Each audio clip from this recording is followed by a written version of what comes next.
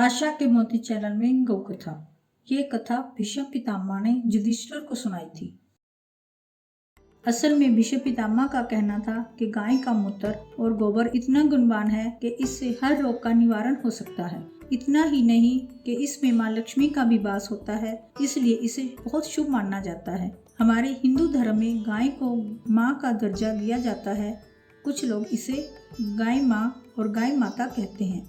यहाँ तक कि अगर हम शास्त्रों का इतिहास देखें तो गाय भगवान कृष्ण को बहुत प्रिय लगती थी, इसलिए तो वो ज़्यादातर समय अपनी गौओं के साथ व्यतीत करते थे।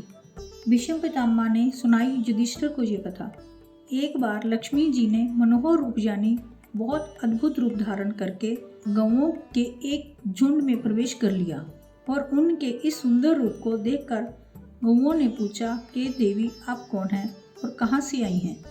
गौओं ने ये भी कहा कि आप पृथ्वी की अनुपम सुंदरी लग रही हो। तब गौओं ने एकदम से कहा कि सच सच बताओ, आखिर तुम कौन हो, तुम्हें कहाँ जाना है।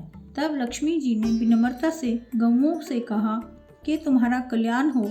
असल में मैं इस जगत में अर्थात संसार में लक्ष्मी के नाम से प्रसिद्ध हूँ और सारा जगत मेरी कामना करता है, मुझे ही पाना चाहता है। मैंने दैत्यों को छोड़ दिया था और इसलिए वे सदा के लिए नष्ट हो गए।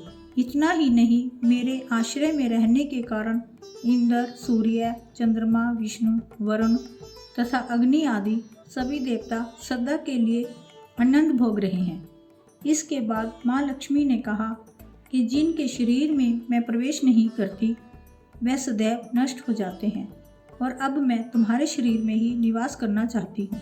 देवी लक्ष्मी की इन बातों को सुनने के बाद गौओं ने कहा कि तुम बड़ी चंचल हो, इसलिए कभी कहीं भी नहीं ठहरती। इसके अलावा तुम्हारा बहुतों के साथ भी एक शाही संबंध है, इसलिए हमें तुम्हारी इच्छा नहीं है। तुम्हारी जहाँ भी इच्छा हो तुम चली जाओ।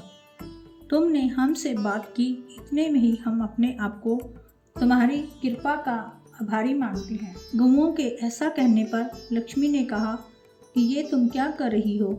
मैं दुर्लभ और सती हूँ, अर्थात मुझे पाना आसान नहीं, पर फिर भी तुम मुझे स्वीकार नहीं कर रही।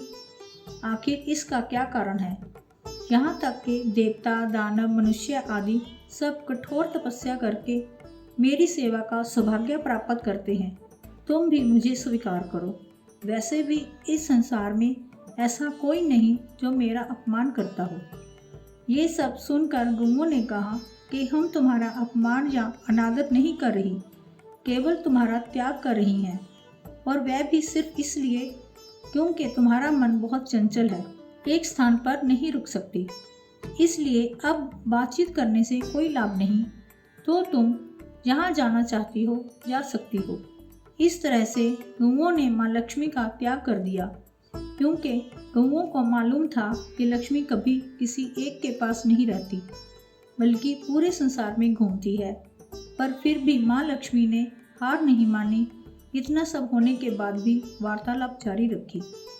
अब आखिर में माँ लक्ष्मी ने कहा, गौओं, तुम दूसरों को आदर देने वाली हो। यदि तुमने ही मुझे त्याग दिया तो सारे जगत में मेरा अनादर होने लगेगा। इसलिए तुम मुझ पर अपनी कृपा करो। मैं तुमसे केवल सम्मान चाहती हूँ।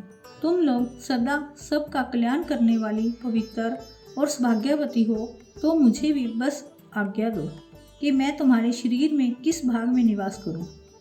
इसके बाद गौओं ने भी अपना मन बदल लिया और गौओं ने कहा, हे यशस्विनी, हमें तुम्हारा सम्मान अवश्य ही करना चाहिए, इसलिए तुम हमारे गोबर और मूत्र में निवास करो, क्योंकि हमारी ये दोनों वस्तुएं ही परम पवित्र हैं। तब माँ लक्ष्मी ने कहा, धन्य भाग्य मेरे, जो तुम लोगों ने मुझ पर अनुग्रह किया, मेरे प्रति इतनी कृपा दिखाई। मैं अवश्य ऐसा ही करूँगी। मैं सदैव तुम्हारे गोबर और मूत्र में ही निवास करूँगी। सुख देने वाली गौओं, तुमने मेरा मान रख लिया, अतः तुम्हारा भी कल्याण हो। बस यही वजह है कि गाय की इन दो वस्तुओं को लक्ष्मी का ही रूप समझा जाता है।